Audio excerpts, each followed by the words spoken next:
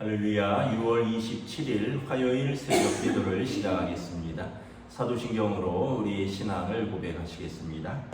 나는 전능하신 아버지 하나님 천지의 창조주를 믿습니다. 나는 그의 유일하신 아들 우리 주 예수 그리스도를 믿습니다. 그는 성경으로 잉태되어 동정녀 마리아에게서 나시고 본디오 빌라도에게 고난을 받아 십자가에 못 박혀 죽으시고 장사된 지 사흘 만에 죽은 자 가운데서 다시 살아나셨으며 하늘에 오르시어 전능하신 아버지 하나님 우편에 앉아 계시다. 거기로부터 살아있는 자와 죽은 자를 심판하러 오십니다. 나는 성령을 믿으며 거룩한 공교회와 성도의 교제와 죄를 용서받는 것과 몸의 부활과 영생을 믿습니다. 아멘. 찬송가 505장입니다. 찬송가 505장입니다.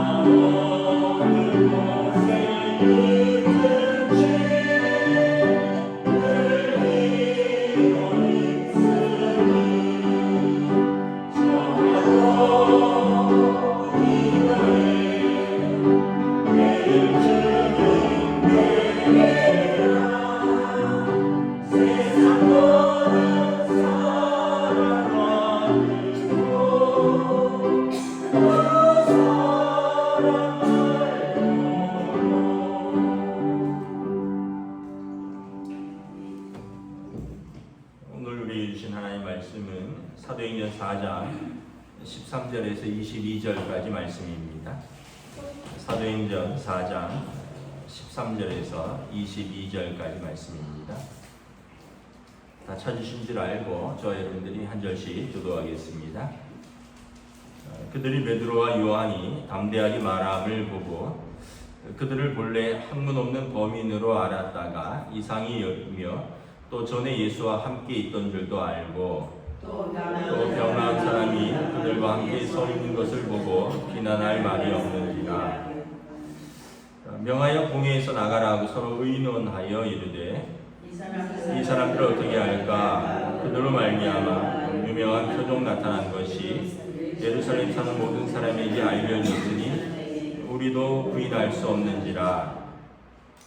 이것이 민간에 더 퍼지지 못하게 그들을 위협하여 이후로는 이 이름으로 아무에게도 말하지 말게 하자 하고 그들을 불러 경고하여 공주 예수의 이름으로 말하지도 말고 가르치지도 말라 하니 베드로와 요한이 대답하여 이르되 하나님 앞에서 너희 말을 듣는 것이 하나님의 말씀을 듣는 것보다 옳은가 판단하라. 우리는 보고 들은 것을 말하지 아니할 수 없다 하니 관리들이 백성들 때문에 그들을 어떻게 처벌할지 방법을 찾지 못하고 다시 위협하여 놓아주었으니 이는 모든 사람이 그 된 일을 보고 하나님께 영광을 돌림이라. 이 표적으로 병나은 사람은 40여 세나 되었더라. 아멘. 할렐루야. 네, 오늘 또 새날을 주셨습니다. 하나님께서 은혜와 평강을 함께 해주시기를 빕니다. 베드로와 요한이 지금 솔로몬 행각에서 예수께서 그리스도이시다라는 것을 전하고 있죠. 이 사건은 이제 나면서부터 한 번도 걷지 못하던 분이 이제 걷게 되면서부터 일어난 사건입니다. 22절을 보면 이 표적으로 병 나은 사람은 40여 세나 되었더라. 그러니까 40여 년 동안을 모든 사람들이 보았던 거죠. 그러니까 이분은 40여 년 동안 뭐 어렸을 때는 업혀 다녔을 것이고 조금 나이가 들어서는 성전 미문에 늘 앉아서 구걸하던 사람입니다. 근데 이 사람이 서서 걷고 뛰며 성전에 들어가서 하나님을 찬양하니까 이것이 어찌된 일인가 하고 베드로와 요한을 붙들었고, 그래서 베드로와 요한이 그 당시 랍비들이 가르치던 솔로몬 행각에서 나사렛 예수가 그리스도이시다, 그리고 그가 우리의 주가 되신다, 그리고 유대인들은 다 알고 있거든요. 이사야서 53장에 고난받는 종에 대해서 우리는 다 양 같아서 그릇 행하여 각기 제갈 길로 갔거늘 주께서 우리 고난을 친히 담당하셨도다. 유대인들은 이 고난받는 종에 대해서 알고 있고, 그리고 인자가 다시 오셔서 하나님의 백성을 구원할 것이다, 이 메시아 사상도 있고, 그러니까 예수께서 너희가 십자가에 못 박아 죽인 예수가 바로 그 고난받는 종이며 그분이 부활 승천하셨고 그분이 다시 오실 때 그때는 주의 이름을 부르는 자만 구원을 얻으리라, 이 메시아 사상을 전파한 것입니다. 그러니까 13절에 사람들이 놀라죠. 본래 학문 없는 범인인 줄 알았는데 맞죠? 갈릴리 출신 어부들이죠. 이분들이 뭐 예루살렘에서 정규 교육을 받은 것도 아니고 또 랍비들처럼 또 어떤 랍비 교육을 받은 것도 아닌데 이분들이 고난받는 종에 대해서 또 메시아 사상에 대해서 그리고 부활에 대해서 재림에 대해서 또 예수 그리스도가 우리의 주와 그리스도가 되신다는 것을 막힘없이 담대히 말하는 것을 보고 놀란 것입니다. 왜냐하면 이건 사실은 좀 랍비들이나 좀 어떻게 보면 논리적으로 말할 수 있고 이것을 성경적으로 말할 수 있는데 어떻게 이 갈릴리 출신 어부들이 이것을 이렇게 잘 성경을 잘 아느냐라는 거죠. 어떻게 이렇게 메시아에 대해서 잘 아느냐라는 것입니다. 그런데 14절에 보면 마땅히 비난할 말이 없었다라고 말을 합니다. 왜냐하면 병나은 사람들이 그들과 함께 있는 것을 보았고 16절에 보면 아무도 그 일에 대해서는 부인할 수 없다는 거죠. 왜냐하면 병나은 사람에게 은과 금은 내게 없지만 나사렛 예수 그리스도의 이름으로 일어나 걸으라 라고 한 것에 대해서 다 증거하고 있고, 그리고 실제로 그 사람이 병이 나았고 나사렛 예수 그리스도 이름으로 일어나 걸은 그 나사렛 예수가 주와 그리스도가 되신다고 하는 것에 대해서 또 마땅히 비난할 말이 없는 거죠. 왜냐하면 메시아는 오셔서 눈먼 자의 눈을 뜨게 하고 낮은 것을 높게 하고 모든 눌린 자들을 자유케 하고 슬프고 눈물 흘리는 자들을 위로하는 그 메시아가 이 표적이 예수의 이름으로 일어난 것에 대해서 그들도 마땅히 부인할 수도 없고 비난할 수도 없다는 거죠. 그래서 15절에 보면 공회에서 이제 두 사람을 잠깐 나가라고 한 다음에 의논을 합니다. 공회는 사내들인 공회입니다. 대제사장이 의장이고요, 공회 의장이고 유대의 각 지파별로 70명의 그 유대인들, 랍비들, 장로들인데 유대인들 중에서 바리새인, 사두개파들, 서기관들 이런 저명한 유대인의 70명으로 구성된 사내들인 공회로서 유대의 최고 재판기관이면서 이제 행정기관이죠. 여기에서 예수님의 사형을 명령했죠. 그래서 17절에 그들이 이렇게 결정합니다. 그들을 위협하여서 이 이름으로는 아무에게도 더 이상 말하지 말아라. 예수의 이름으로 더 이상 말하지 말라는 거예요. 왜냐하면 사내들인에서 예수를 사형에 판결을 했거든요. 자기들이 사형으로 판결한 예수가 막 민간에서는 능력의 이름 예수, 또 구원의 이름 예수, 그분이 우리의 주와 그리스도가 되신다 하니까 자기들의 결정이 잘못됐다는 거죠.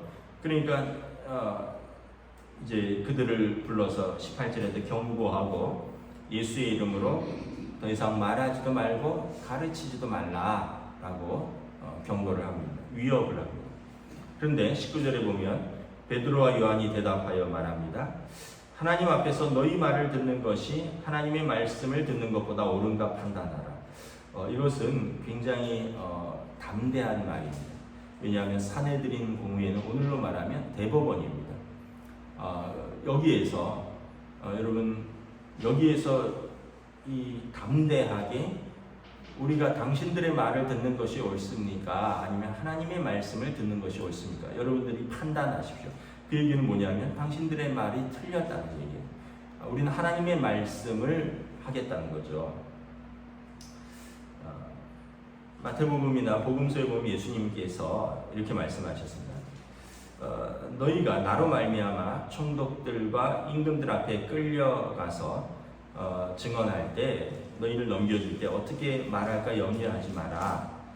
그때 너희에게 할 말을 주시리니 말하게 하시는 이는 너희가 아니라 너희 속에 말씀하시는 이 곧 너희 아버지의 성령이시라.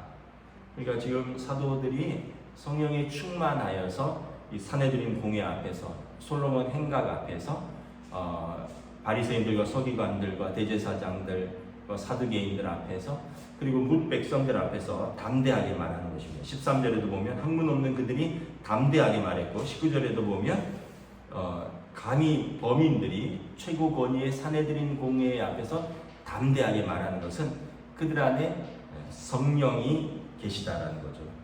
예수님께서 내가 너희와 함께 했을 것이다. 성령이 너희 안에 계시고 너희 속에 계시고 너희와 영원토록 함께 하시는데 그는 진리의 영이라 예수님의 말씀을 생각나게 하고 예수님의 말씀을 가르치리라.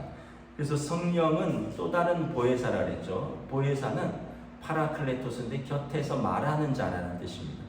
그러니까 성령이 이 안에 들어오면 그 성령님으로 말미암아 그들이 진리를 말할 수밖에 없다는 거죠. 왜냐하면 그들 곁에서 말하는 자는 예수 그리스도의 영이고 하나님의 영이고 진리의 영이고 예수님의 말씀을 말하는 것이기 때문에 그래서 베드로와 요한이 담대하게 우리가 이 재판장 공회 앞에서 당신들 말을 듣는 것이 옳습니까? 하나님 말씀을 듣는 것이 옳습니까?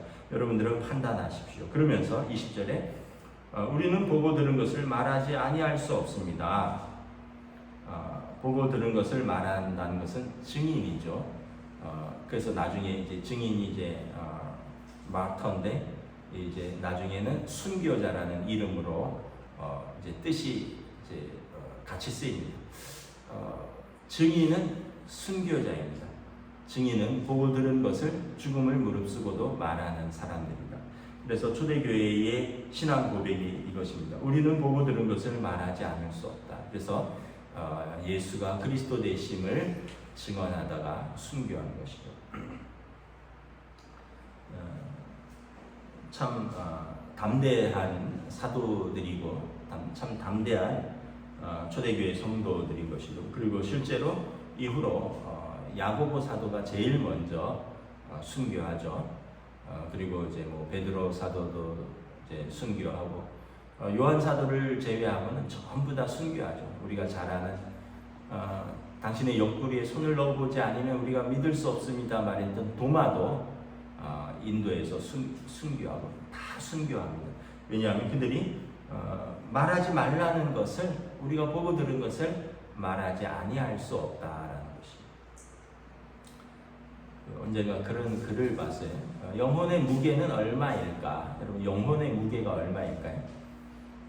어떤 과학자가 사람이 살아있을 때 돌아가신 직전에 몸무게를 쟀대요.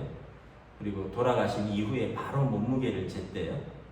그랬더니 14g인지 뭐 13g이래.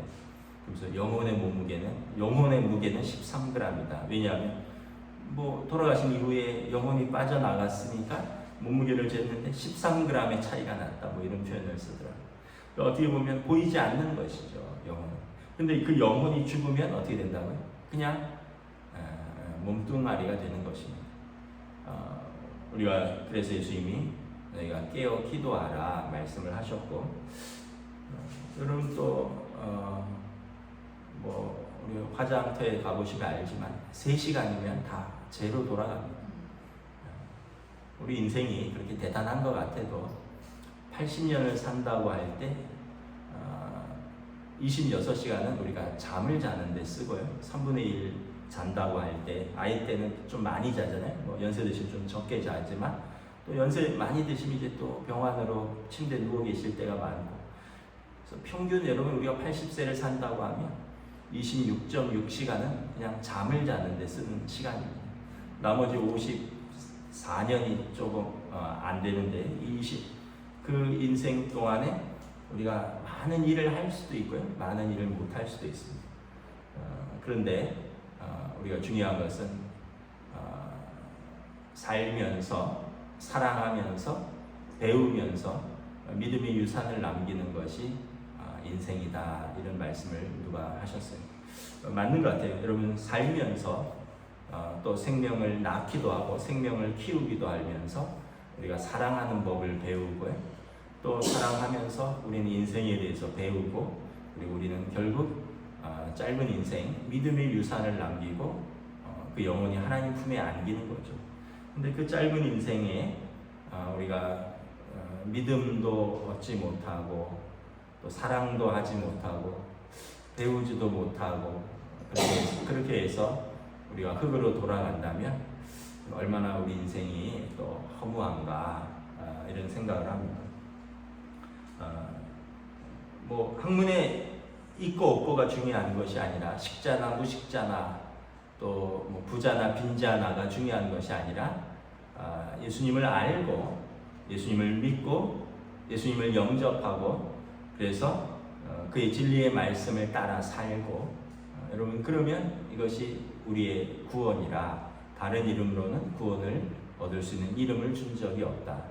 그래서 여러분 이 땅에서 많은 어떤 배움도 중요하고 성취도 중요하고 또 뭐 어떤 것을 얻는 것도 중요하지만 제일 중요한 것은 우리의 영혼이 생명책에 기록되는 것이고요.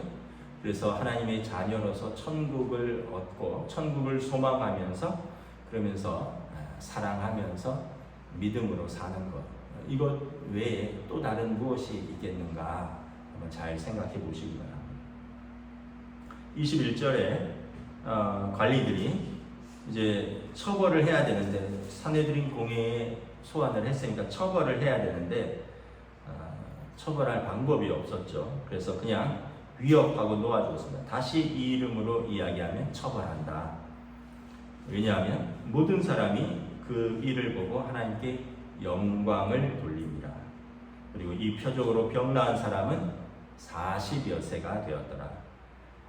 그래서 여러분 우리가 하는 모든 일이 하나님께 영광이 된다면 여러분 이것이 우리의 삶의 목적이고요. 또 우리가 살면서 하나님께 영광을 돌리는 일일 것입니다. 기도하겠습니다. 하나님 은혜를 감사합니다. 오늘 산헤드린 공회에서 소집된 베드로와 요한이 학문이 없는 범인이에도 기탄 없이 그들이 메시아에 대해서 또 고난받는 종에 대해서 다시 오실 메시아 심판과 구원에 대해서 증거하는 예수께서 바로 그 그리스도이시며 우리의 주가 되신다.